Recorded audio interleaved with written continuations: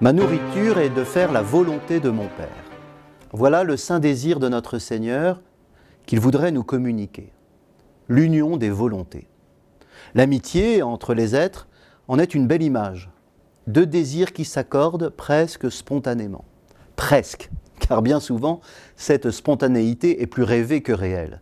Nous savons bien par expérience que les vouloirs sont difficiles à accorder. La vie à deux ou à plusieurs consiste surtout à frotter deux diamants ensemble pour qu'ils se polissent.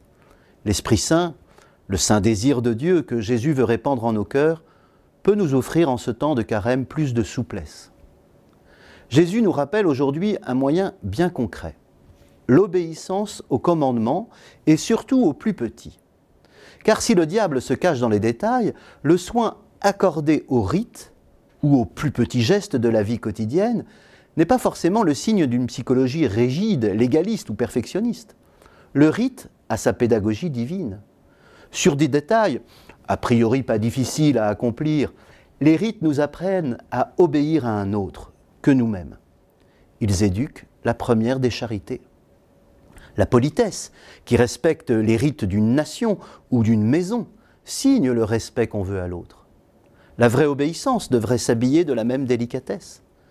À bien y réfléchir, obéir et aimer sont les deux faces d'une même médaille, unir des volontés.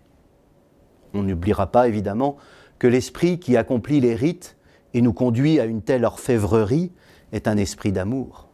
L'hypocrite le mime peut-être à la perfection, mais il ne le possède pas. Et si l'amour, prévient Jeanne Blois, n'est pas le berceau de notre obéissance, l'obéissance deviendra le tombeau de l'amour. À l'inverse, le geste n'est beau que lorsqu'il est offert.